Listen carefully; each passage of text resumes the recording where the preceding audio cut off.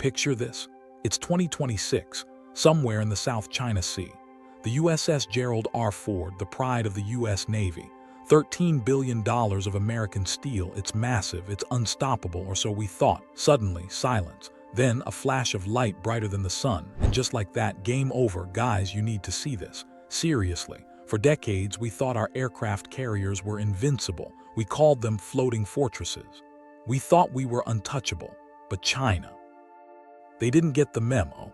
They've been working in the shadows, building, testing, and now they are flexing muscles. Intelligence reports just leaked about a new test of the DF-27 Hypersonic Missile. And honestly, it looks terrifying. I've seen some sketchy tech come out of Beijing before, but this beast, this is a carrier killer, literally. If the experts are right, the age of the aircraft carrier might be dead, and the U.S. Navy is walking into a trap. Are we looking at the end of American dominance at sea? Or does the U.S. have a secret ace up its sleeve? Buckle up. We're diving deep into the nightmare scenario. Let's talk about the bad guy in this story. The DF-27. This isn't just a missile, folks. This is a monster. Western analysts are freaking out right now. Why? Because of the speed. We are talking about Mach 8. Let me break that down for you. That is 5,000 miles per hour. Think about that. You blink, and it's traveled a mile. It's insane. Most defense systems we have, they are designed to shoot down old-school ballistic missiles, things that fly in a predictable arc. Like a rock you throw in the air. Easy math. But the DF-27, oh no, this thing is smart. It's a Waverider. It skips on the atmosphere like a stone on a lake. It changes direction, it weaves, it dodges. It's basically flipping off our radar systems. I'm not gonna lie. Looking at the specs on this thing gives me chills. China isn't building these to defend their coast. No, they are building them to hunt.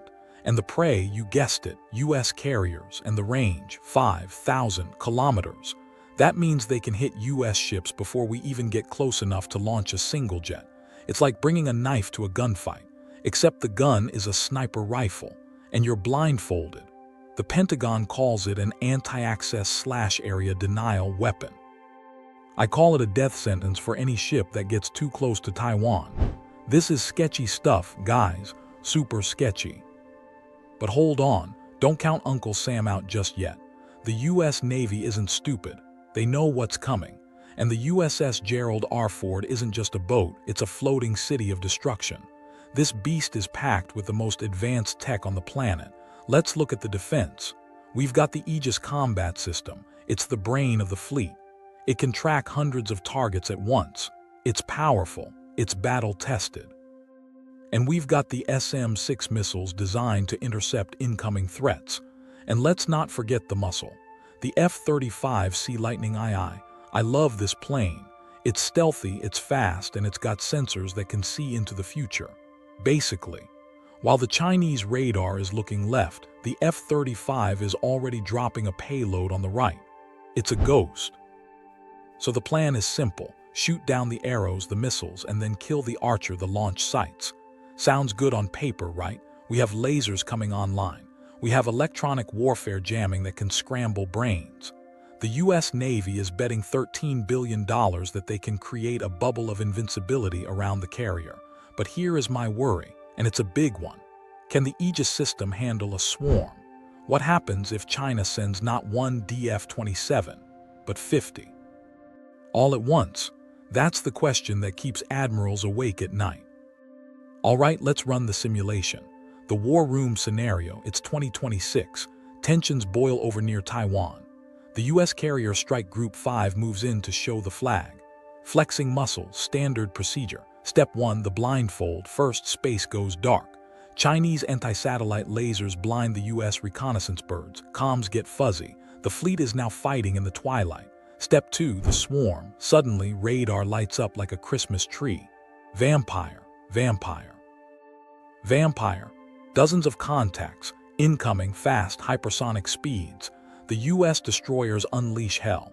SM-6 missiles fly out. Boom, boom, boom. They intercept the first wave. The Aegis system is doing its job. It's a beast, but remember, the DF-27 maneuvers. It pulls 10 GS. It dives. One missile slips through. Then two. Phalanx guns, those R2-D2 looking things, spin up, BRRRT, but at Mach 8. There isn't enough time, literally. You can't hit a bullet with another bullet when the lights are out. Step 3, impact. One hit, just one. Kinetic energy alone, even without a warhead, tears through the flight deck. Jet fuel ignites. Ammo stores cook off. It's hell on Earth. The carrier doesn't have to sink to be useless. If the flight deck is gone, it's just a floating, burning airport. Mission failed. The U.S. retreats. This simulation has been run thousands of times in Pentagon basements, and in 2026, the results are not pretty. It's a massacre. So where does that leave us? Is the aircraft carrier dead? Is it a relic, like the battleship in WWII? Here is what I think. The carrier isn't dead yet, but its days of being the bully on the playground, those are over. You can't just park a boat off the coast of China anymore and expect them to be scared. Those days are gone. The US needs to adapt fast. We need drones. We need smaller, dispersed ships. We need to stop putting all our eggs in one $13 billion basket, because right now, that basket looks like a very expensive target. China is betting everything on these missiles. They think they can keep America out, and looking at the DF-27, I wouldn't want to be the captain testing that theory. It's a brave new world out there, folks, and it's dangerous. But I want to know what you think. Is the US Navy ready for hypersonic war, or are we building giant floating coffins?